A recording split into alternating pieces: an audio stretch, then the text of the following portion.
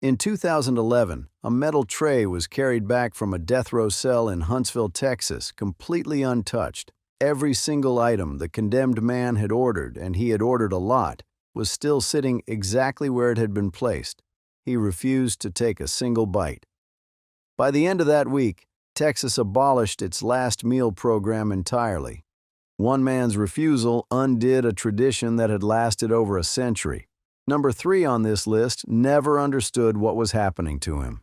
Number 8 made a request so strange, the prison had no idea how to fulfill it. And number 1 asked for something so simple it still haunts everyone who reads about it. Hit that subscribe button because these meals reveal more about justice in America than any courtroom transcript ever could.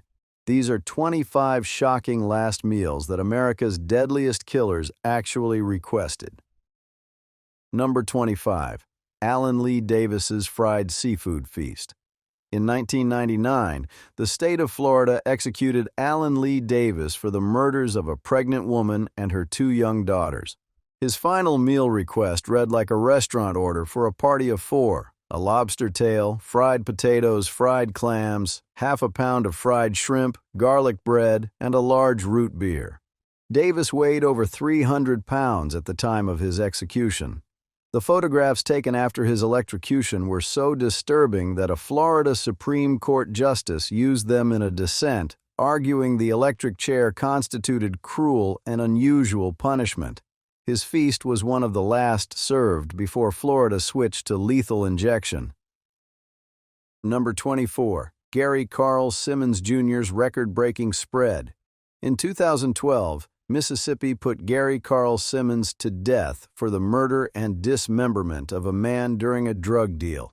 His last meal request was reportedly one of the largest ever recorded in the American prison system: a Pizza Hut medium, pizza with pepperoni, mushrooms, and onions, 10 pieces of fried chicken, nachos with cheese and jalapenos, a large order of garlic bread with marinara, 2 large strawberry milkshakes, 2 cherry Cokes, a family-size bag of Doritos, a can of French onion dip, a jar of jalapeno peppers, 2 large butter pecan milkshakes, and a pint of strawberry ice cream.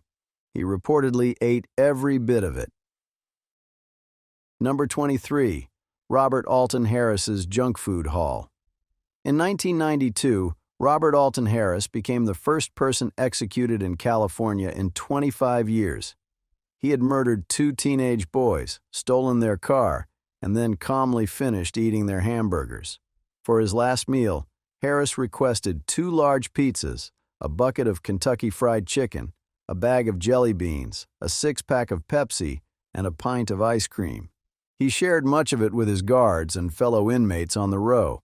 His execution was delayed 4 times in a single night by competing court orders before finally proceeding just after sunrise. Number 22. John Wayne Gacy's bucket of original recipe. Between 1972 and 1978, John Wayne Gacy murdered at least 33 young men and boys in the Chicago area, burying most of them in the crawlspace beneath his own house. On the night before his execution in 1994, he requested a bucket of original recipe Kentucky Fried Chicken, a dozen deep-fried shrimp, French fries, a pound of fresh strawberries, and a Diet Coke. He ate it all slowly, taking his time. His final words to the warden were reportedly that killing him would not bring anyone back. Number 21. Ronnie Lee Gardner's Last Supper before the firing squad. In June of 2010, the state of Utah strapped Ronnie Lee Gardner into a chair, pinned a white target over his heart, and let 5 riflemen end his life. He was the first person executed by firing squad in the United States in 14 years, a method so rare that most Americans assumed it had already been retired for good. Gardner had been on death row since the mid-1980s for killing an attorney during a courthouse escape attempt. He had already murdered a bartender before that. 2 violent deaths at his hands, and the state answered with a method that belonged to another century. For his final meal, he asked for a lobster tail, a thick steak, apple pie topped with vanilla ice cream, and a 7-Up. The kitchen at the Utah State Prison prepared everything without comment. Gardner ate slowly, working through the steak and the lobster as if time had stopped mattering. When the tray was cleared, he made one more request. He wanted to watch the entire Lord of the Rings trilogy, all 3 extended editions back to back. The guards allowed it. For roughly 11 hours, a man awaiting execution by 5 bullets to the chest sat in a cell watching hobbits carry a ring across Middle-earth. He watched the Battle of Helm's Deep. He watched Frodo climb Mount Doom. He watched Aragorn kneel before the hobbits and say, "You bow to no one." Then the screen went dark, the sun came up, and the state of Utah killed him with a method that predated the country itself. The lobster and steak were standard last meal fare.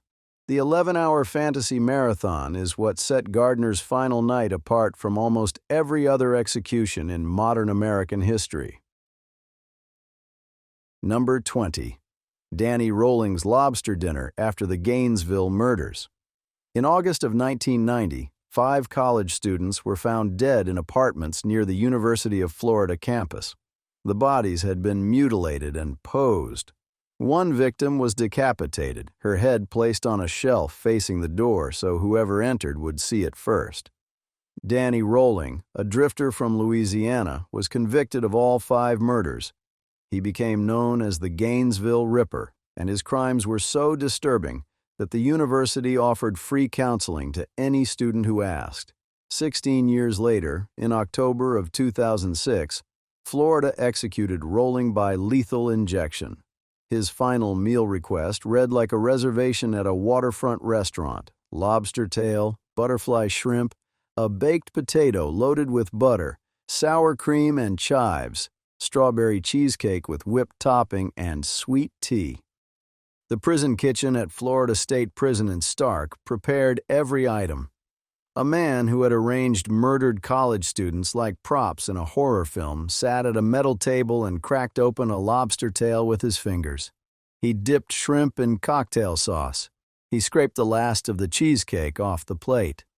Outside the prison walls, families of the 5 victims were preparing statements for the media. Inside, Rolling spent his final hours singing hymns in his cell, his voice carrying down the corridor. Guards who had worked death row for years later said the singing was what unsettled them more than anything. Not the crimes, not the meal, the singing. The state of Florida spent roughly $40 on that lobster dinner. The 5 students Rolling killed had been eating ramen noodles and dining hall pasta the week they died. Number 19.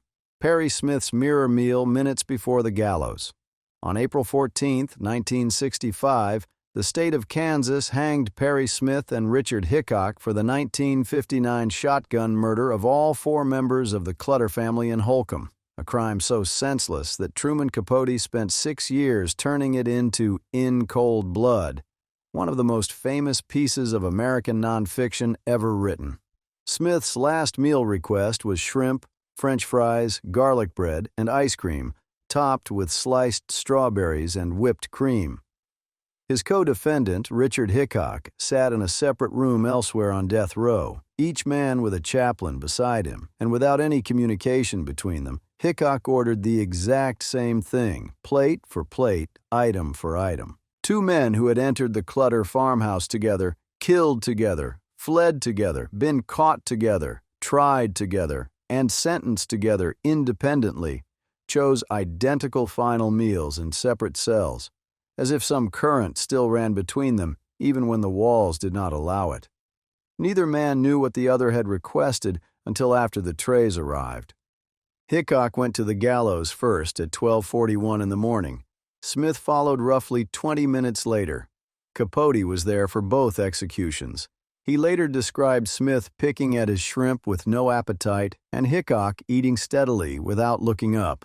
The warden at the Kansas State Penitentiary in Lansing had overseen dozens of hangings, but even he remarked afterward on the identical trays sitting half-eaten in 2 separate holding cells. The identical order was never coordinated. No note passed between them, no signal through the walls, no shared menu to prompt the choice. Somewhere in the overlap between random chance and a shared life of drifting, robbery, and murder, two men arrived at the same final taste without exchanging a single word. That coincidence became one of the most written about details in American true crime. Capote returned to it more than once in interviews after the book was published. The shrimp and strawberries became shorthand for everything uncanny about the case. Two killers mirroring each other right down to dessert, separated by concrete walls, minutes before the rope. Number 18. Gerald Lee Mitchell's single bag of candy. In 2001, Texas executed Gerald Lee Mitchell for a murder committed during a robbery. His only request for his last meal was one bag of Jolly Ranchers. That was it. No steak, no fried chicken, no elaborate feast. One bag of hard candy.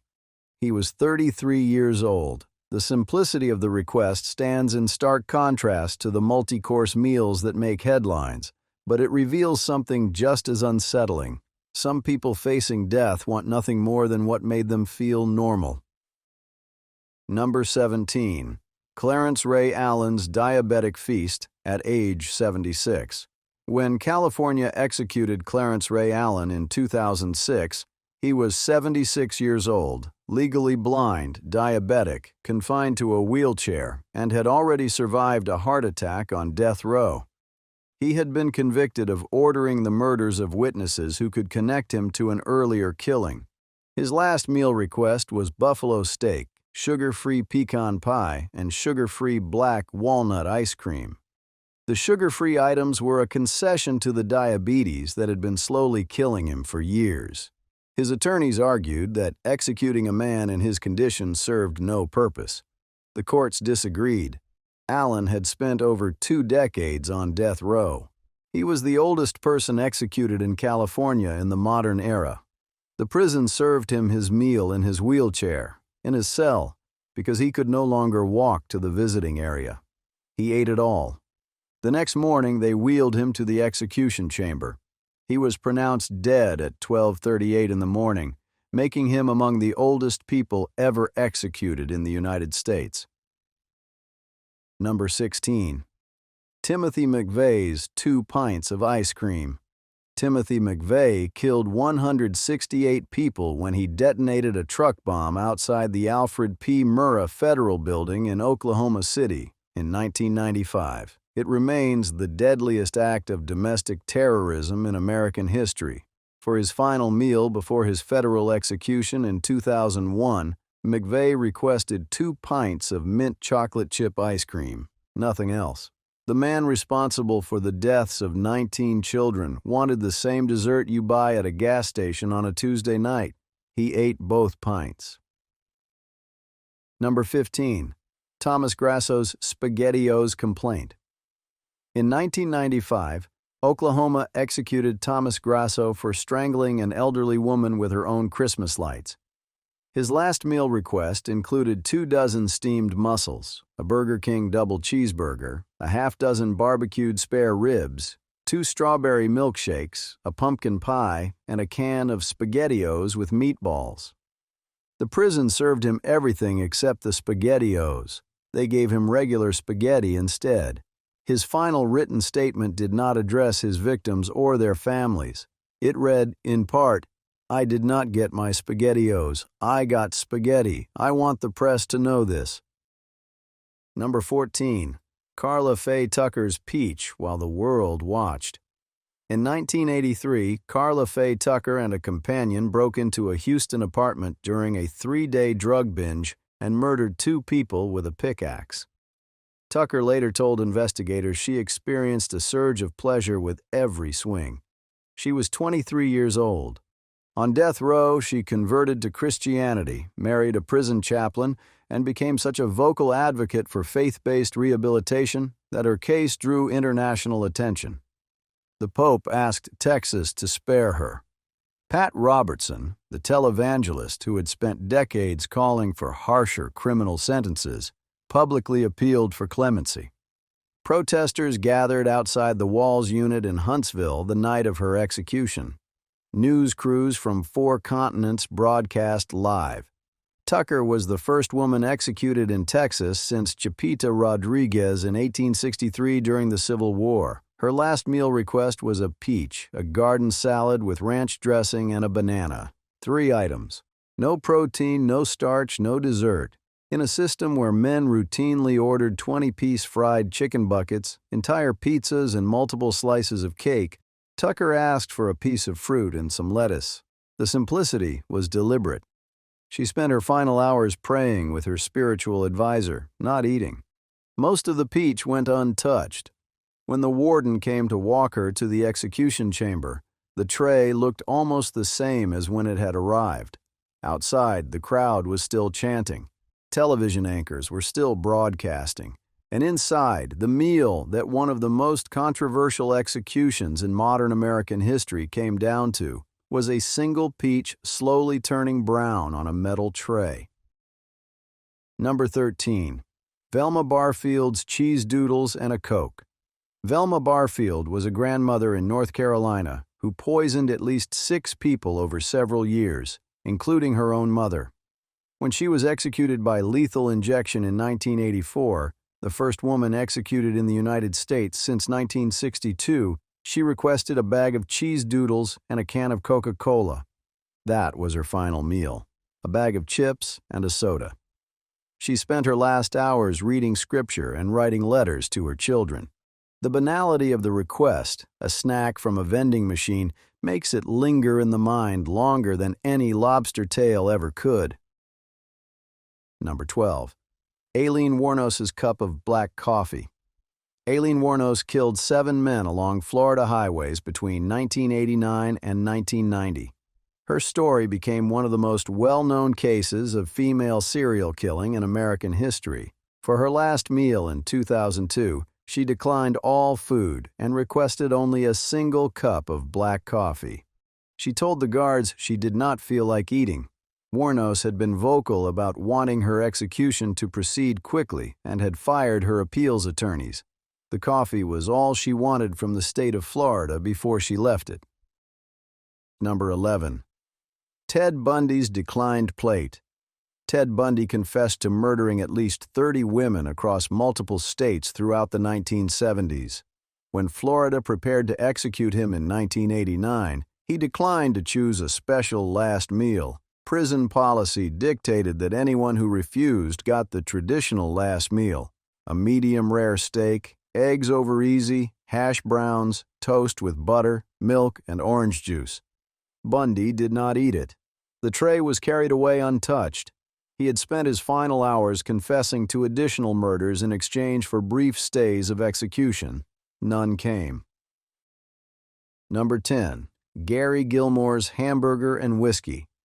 In 1977, Gary Gilmore became the first person executed in the United States after the Supreme Court reinstated the death penalty. He had murdered 2 men in Utah during separate robberies on consecutive nights. Gilmore fought for his own execution, refusing all appeals. His last meal was a hamburger, hard-boiled eggs, a baked potato, coffee, and 3 shots of whiskey reportedly smuggled in by a sympathetic contact. His final words, directed at the firing squad, are among the most quoted in execution history. Number 9. John Allen Muhammad's refusal. John Allen Muhammad, the D.C. sniper, terrorized the Washington metropolitan area for 3 weeks in October 2002, killing 10 people and wounding 3 others with a rifle fired through a hole in the trunk of a modified sedan. Virginia executed him by lethal injection in 2009. He declined to request a last meal. The prison served him the standard final offering. Whether he ate any of it was not recorded. Muhammad said nothing to the witnesses gathered to watch him die. His silence at the end matched the silence of those 3 weeks when no one knew where the next shot would come from. Number 8. James Edward Smith's lump of dirt. In 1990, Texas was preparing to execute James Edward Smith for the murder of a man during a robbery. When asked what he wanted for his final meal, Smith requested a lump of dirt. He said it was for a voodoo ritual. The prison refused. They told him he could have anything from the kitchen, but not that. Smith reportedly settled for a cup of yogurt instead. The distance between what he asked for and what he received says everything about the strange theater of last meal traditions. A man facing death wanted earth. They gave him dairy. Number 7. Victor Fager's olive with the pit. In 1963, the state of Iowa hanged Victor Fager for the kidnapping and murder of a doctor. It was the last federal execution before a long national moratorium. When asked what he wanted for his final meal, Fager requested a single olive with the pit still in it. He told the prison staff he believed an olive tree would grow from his body after burial, as a sign of peace. The olive was found in his suit pocket after he was taken down from the gallows. No tree ever grew. Number 6. Dobie Gillis Williams and the 12 Candy Bars. In 1999, Louisiana executed Dobie Gillis Williams for the stabbing death of a woman. Williams had an intellectual disability, and his legal representation at trial was later widely criticized. For his last meal, he reportedly asked for 12 candy bars. The prison denied the request, stating it exceeded their guidelines. He was given the standard meal instead. Williams maintained his innocence until the moment the lethal injection began. Whether the candy bars were denied because of a limit or because of an oversight depends on which account you read. Either way, he did not get them. Number 5. Philip Workman's pizza for a stranger. In 2007, Tennessee executed Philip Workman for the shooting death of a police lieutenant during a Wendy's robbery in 1981. Workman did not ask for any food for himself. His only request was that a large vegetarian pizza be delivered to a homeless person on the street near the prison. The state denied the request. After the story became public, people across Nashville began ordering pizzas and delivering them to homeless shelters in Workman's name. He ate nothing on his final night. The pizza he never ordered for himself fed dozens of people he never met. Number 4. Odell Barnes Jr.'s three-word statement. In 2000, Texas executed Odell Barnes for the murder of his former girlfriend. Barnes maintained his innocence throughout his time on death row, and his case attracted international attention from human rights organizations who believed the evidence against him was flawed. When asked what he wanted for his last meal, Barnes declined all food. His written statement in place of a meal request read, "Justice, equality, world peace." Those were the only 3 words he left behind. He was pronounced dead 17 minutes after the injection began. Number 3. Ricky Ray Rector's pecan pie saved for later. In 1992, Arkansas executed Ricky Ray Rector for the murder of a police officer. Before his arrest, Rector had shot himself in the head, destroying a large portion of his frontal lobe. He survived, but was left with severe brain damage. By the time his execution date came, he could barely understand where he was or what was happening. For his last meal, Rector ate his steak, drank his cherry Kool-Aid, and then set his slice of pecan pie aside on the tray.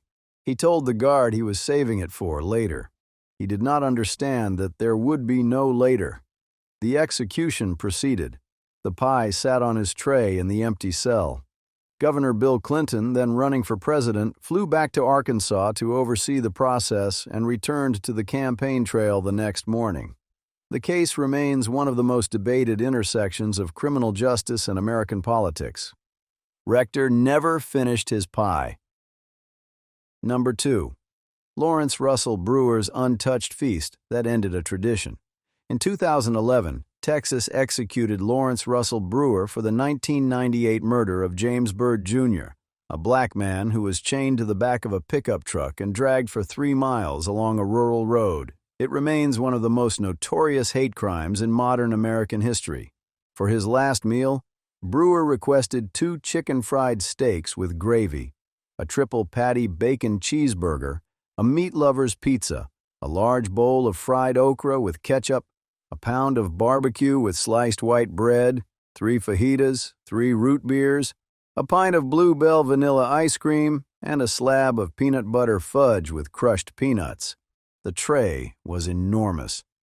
When it arrived at his cell, Brewer looked at it and told the guards he was not hungry.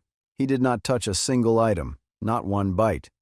The entire meal was carried away untouched. State Senator John Whitmire called it a final insult to the taxpayers and to the memory of the victim. Within days, the Texas Senate moved to abolish the special last meal program. It has not returned. One man's refusal to eat ended a tradition that had been part of the Texas death row process for generations. The food was never the point. Number 1. Joe Arity's ice cream. In 1939, Colorado put Joe Arity to death in the gas chamber at the state penitentiary in Cannon City. Arity had been convicted of the murder of a young girl, but he had an intellectual disability so severe that he could not understand the charges against him. His IQ was measured below 50. He could barely form sentences. During his time on death row, the warden gave him a toy train, which he carried with him everywhere and played with in his cell like a child. On the night before his execution, Arity was given ice cream. He ate it and smiled. Witnesses said he showed no fear because he did not understand what was about to happen. The warden later called him the happiest prisoner who ever lived on death row. In 2011, the governor of Colorado granted Joe Arity a full and unconditional posthumous pardon, stating that he was likely innocent and that the real killer had already confessed. The ice cream was the last kindness anyone showed him. 25 trays. Some piled high, some barely touched, some never delivered at all. Every single one tells you something about the person sitting in that cell that no court transcript ever captured. Which one on this list surprised you the most? Drop it in the comments. And if this is the kind of history you want more of, hit subscribe and stick around because this list barely scratched the surface.